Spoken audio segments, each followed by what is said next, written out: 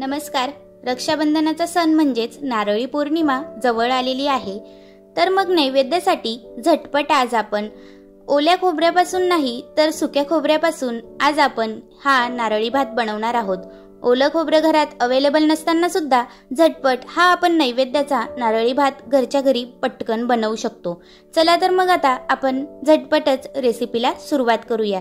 त्यासाठी मी 1 वाटी तांदूळ 20 मिनिट पाण्यात भिजत घातलेला आहे.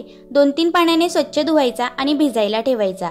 त्यानंतर कढई घ्यायची, त्यामध्ये 1 चमचा तूप टाकायचे, त्यामध्ये इलायची, लवंग आणि थोडीशी दालचिनी टाकायची, थोडी फ्राय करून घ्यायची आणि त्यानंतर आपण जो तांदूळ 20 मिनिट भिजत ठेवला होता त्याचे पाणी काढून तो यामध्ये टाकून घ्यायचा. त्यानंतर तो आपल्याला व्यवस्थित असा त्याच तुपामध्ये फ्राय करून घ्यायचा आणि नंतर तांदळाच्या दुप्पट आपल्याला यामध्ये पाणी टाकून घ्यायचे आहे. उकळी आल्यानंतर मंद आचेवर आपल्याला 15 मिनिट हा भात छान असा मोकमोकळा शिजवून घ्यायचा आहे. तुम्ही बघू शकता, बासमती न वापरता तुम्ही दुसरा तांदूळ सुद्धा वापरू शकता. मी बासमती वापरलेला नाही, साध्या तांदूळनेच हा भात मी बनवलेला आहे. त्यानंतर दुसरा पॅन घ्यायचा, त्यामध्ये 1 ते 1.5 चमचा आपण तूप घालणार आहोत. त्यानंतर यामध्ये आपल्याला हे तूप वितळल्यानंतर काही बेदाणे घालायचे आहे, मनुके आणि बदाम जे अवेलेबल असतील ते टाकून घ्यायचे. त्यानंतर थोडेसे रोस्ट करून घ्यायचे आणि यामध्ये आता आपण सुके खोबरे बारीक चिरून मिक्सरमधून बारीक करून घेतले ते यामध्ये टाकून घ्यायचे, थोडेसे फ्राय करून घ्यायचे. त्यानंतर ज्या वाटीने आपण तांदूळ घेतलेला होता त्याच वाटीने गुळ घ्यायचा, तो सुद्धा असा छान असा बारीक कट करून घ्यायचा आणि यामध्ये टाकून घ्यायचा. त्यानंतर हा सुद्धा थोडासा वितळतो आहे असं वाटल्यानंतरच लगेचच गॅसचा फ्लेम बंद करायचा, छान असा एकजीव करून घ्यायचा आणि आपला जो तांदूळ आपण शिजवून घेतला होता त्यामध्ये हे सगळं सारण आपल्याला ओतून घ्यायचे आहे. सगळं ओतल्यानंतर एकजीव करून घ्यायचं, व्यवस्थित गॅसचा फ्लेम लोच ठेवायचा आणि असं व्यवस्थित एकजीव करून घ्यायचं.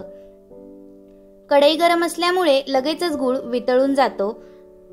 हे बघा, असं छान एकजीव झाल्यानंतर त्यामध्ये दुधात थोडेसे केसर घालून ठेवले होते ते दूध यामध्ये टाकून घ्यायचे. ऑप्शनल आहे, केसर नसेल तर नका टाकू. त्यानंतर 1 वाटी आपण ज्या वाटीने आपण गुळ मोजला होता त्याच वाटीने यामध्ये दूध टाकून घ्यायचे, एकजीव करून घ्यायचे आणि मंद आचेवर 10 मिनिट आपल्याला हा भात दूध आटूस्तर छान असा वाफवून घ्यायचा आहे. बघू शकता, मस्त मोकमोकळा आणि अगदी छान असा दिसायला सुद्धा आपला भात झालेला आहे. तुम्ही गुळाऐवजी साखरेचा सुद्धा वापर करू शकता, पण या भातामध्ये सगळ्याच पौष्टिक गोष्टी आहे म्हणून गुळ वापरला तर अगदीच चांगले. लहान मुलं सुद्धा अगदी आवडीनेच खातील. सणासुदीला, रक्षाबंधनला, नारळी पौर्णिमेला आपण हा भात नैवेद्यासाठी बनवतो. आपल्याकडे हा भात नैवेद्यासाठी बनवला जातो आणि त्यानंतर नैवेद्य दाखवल्यानंतर तुम्ही तर अगदी आवडीनेच खाणार. अगदी छान असा गुळाचा वापर करून केलेला मस्त नारळी भात नारळी पौर्णिमेसाठी तयार आहे. भावासाठी अशाच छान छान रेसिपी आपण घरच्या घरी कमी साहित्यात बनवू शकतो. माझ्या YouTube चॅनलवर रव्याचे अगदी झटपट गुलाबजामुन सुद्धा बनवलेले आहेत, तो व्हिडिओ सुद्धा तुम्ही बघू शकता. जर तुम्हाला आजचा हा व्हिडिओ आवडला तर लाईक सबस्क्राईब नक्की करा.